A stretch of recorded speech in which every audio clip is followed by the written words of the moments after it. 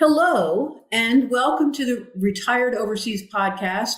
I'm Kathleen Petticord, and I had planned today to have a conversation with Boquete expat Gabrielle Reynolds. Gabrielle and her husband Patrick they moved 10 years ago, in fact, to the place that we at Live and Invest Overseas have named again this year for 2026 as the number one place to live or retire overseas. I've been promoting and recommending Boquete for 27 years or more. And over the 2.5 decades, it has been at the top of our index at various times. It's always in this entire time of 2.5 decades, it has remained a very appealing choice. One, because it's in Panama, which is hard to beat, checks all the boxes. And two, because it offers some particular advantages that you find nowhere else in Panama, primarily better weather than you get down at sea level. Boquete is in the highlands, so with the elevation, you have much milder climate, cooler temperatures, less humidity. Some houses come with fireplaces because you might want a fire in the evening. That's how cool it gets.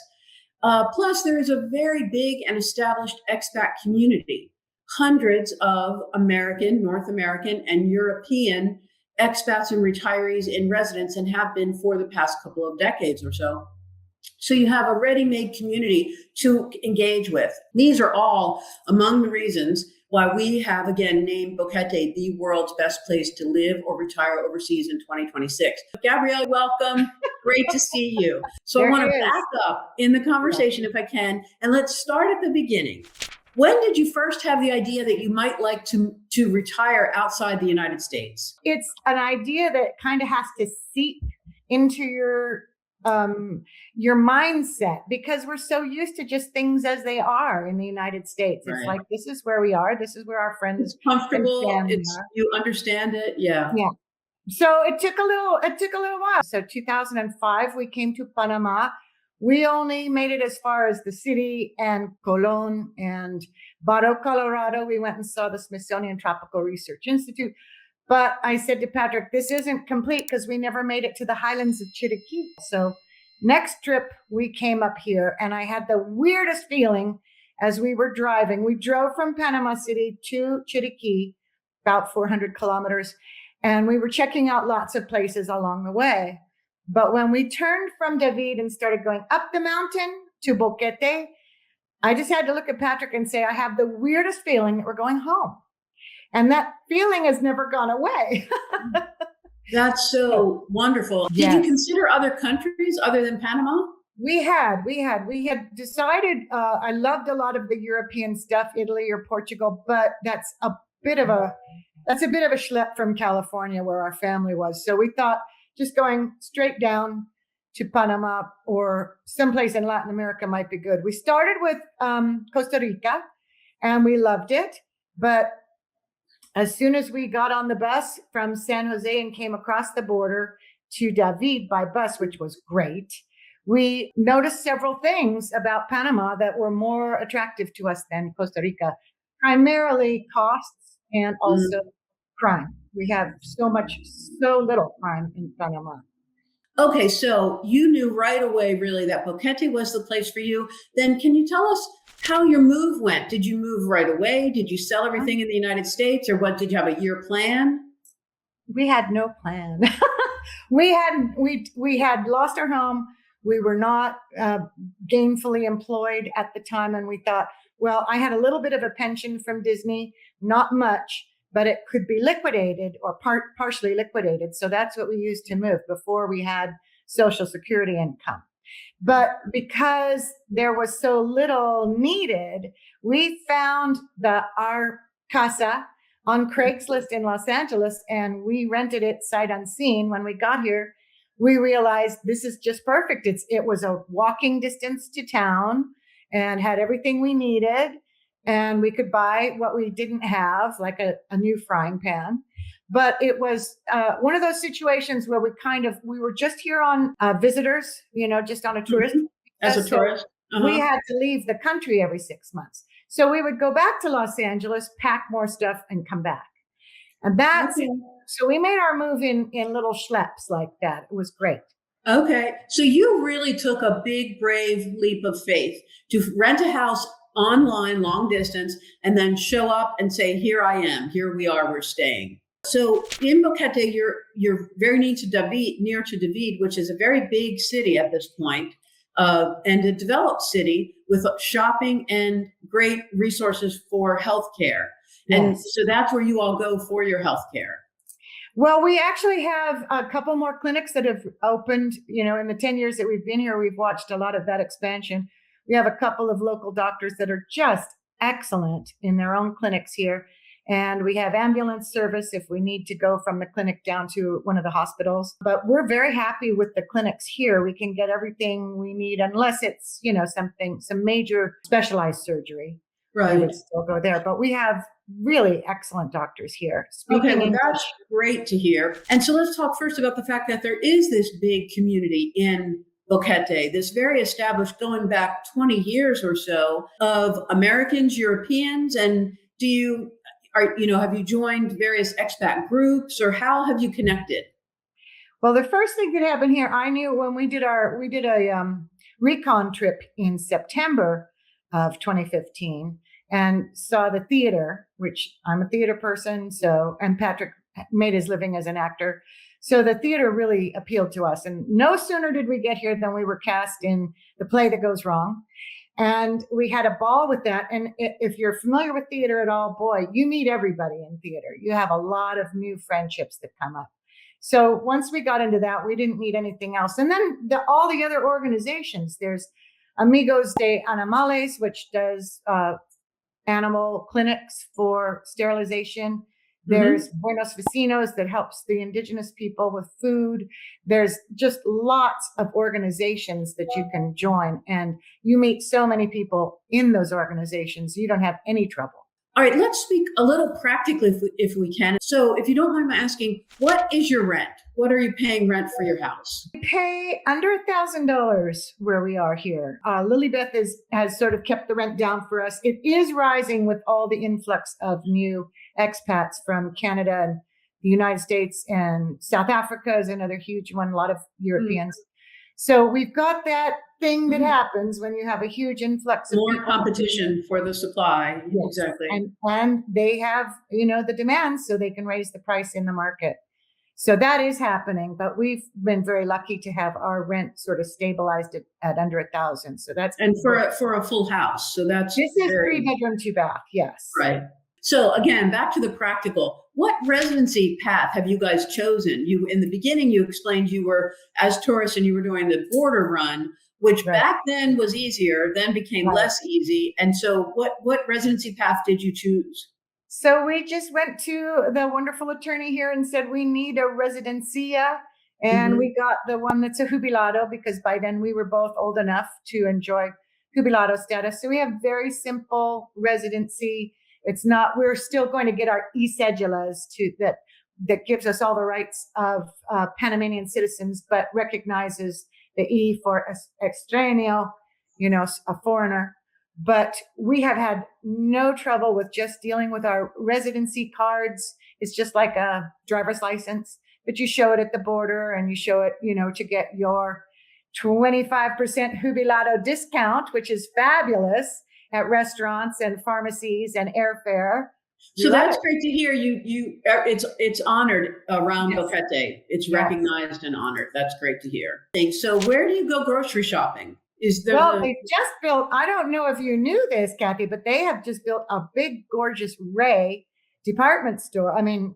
Grocery store. Yeah. Awesome. Huge one. We used to have, if we wanted to go to that particular large supermercado, we had to go down to David, but now we have it here. That is one of 7 major grocery stores. So you can go anything from full-on Panamanian experience in a shopping to really full-on North American stuff. And it's easy. It's very, very easy. When we didn't have a car, we would go down with our backpacks, buy everything and then take the bus back up, which was easy.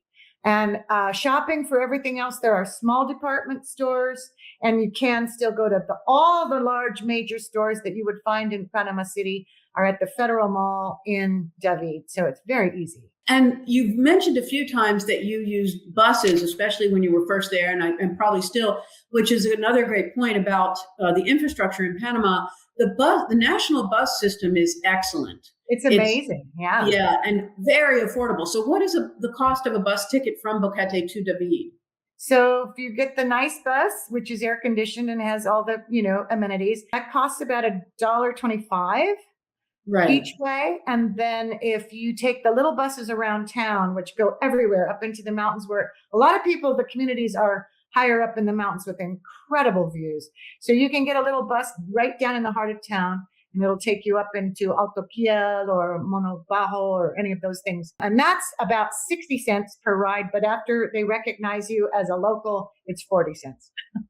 So who do you think would be the right kind of person to make this move? First of all, to make a move overseas, but then specifically to Boquete. It's not, we do make the point, this isn't for everyone. Moving overseas, retiring overseas isn't for everyone. That's right.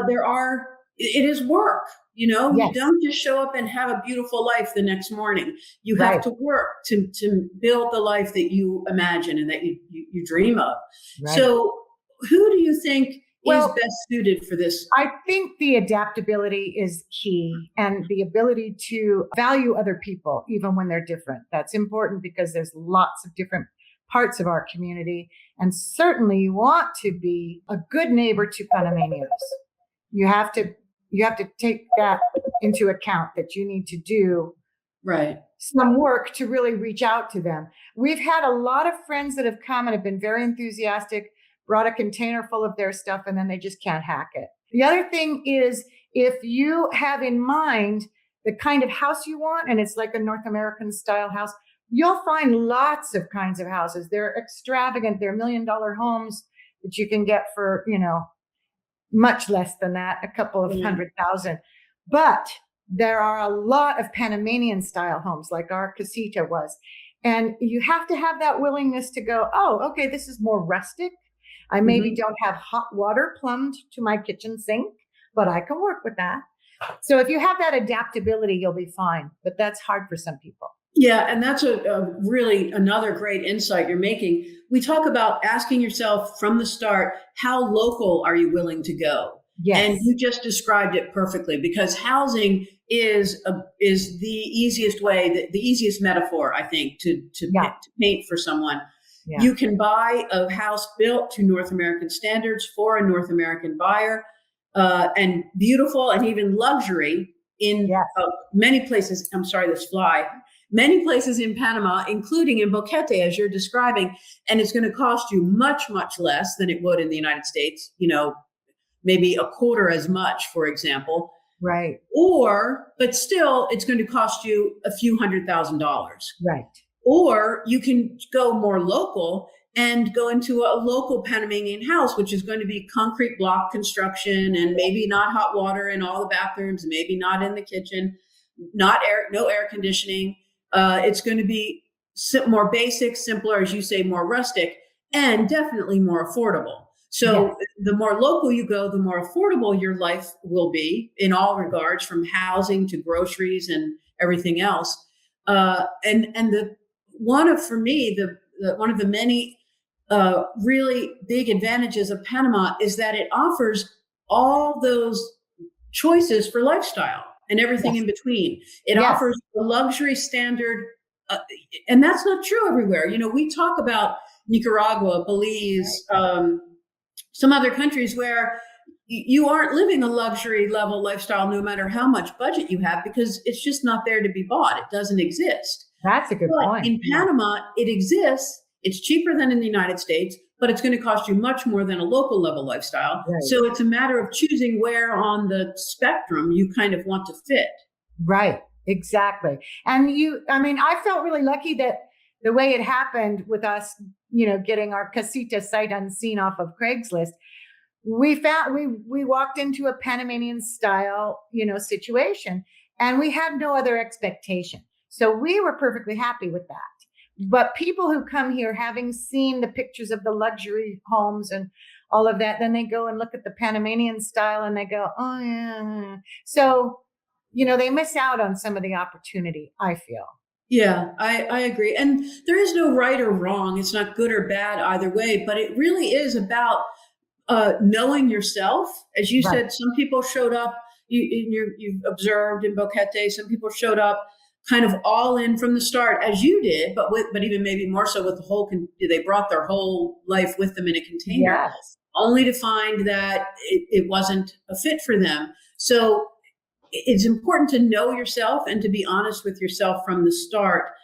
What is important to you? What do you want your new life to include? And what do you really want it not to include? Because this whole move, this whole adventure comes at a cost: money, time, and effort. It's work. And the point of it is a better life. The life you've dreamed of. So you don't want to go through all of this to show up in your new life and be, well, this isn't nicer than where I left. Legitimately, I don't like this better. So you do need to think it through. And I often recommend taking it step by step, but saying that you didn't, neither did I. You went all in. So did I. I moved to Ireland with my daughter and new husband and a container load of stuff. And you face challenges. And so again, it really is up to the person. And you have to know yourself. I think for us too, knowing that we had to go back to get more stuff, we had to go back because we had to leave the country. It gave us that little opportunity to adjust our thinking every time. And I think too, watching other Americans who would come in and have an expectation. I mean, that's the big thing, right? Expectations can really throw That's a you off. good word. Yeah. Thank you so much for your time. We really appreciate it. Again, so appreciated you coming to Panama City for the conference last week and for taking time to join us today for this Retired Overseas podcast. Thank you everyone for listening. Stay in touch, keep reading, and we'll speak again soon. Thank you all.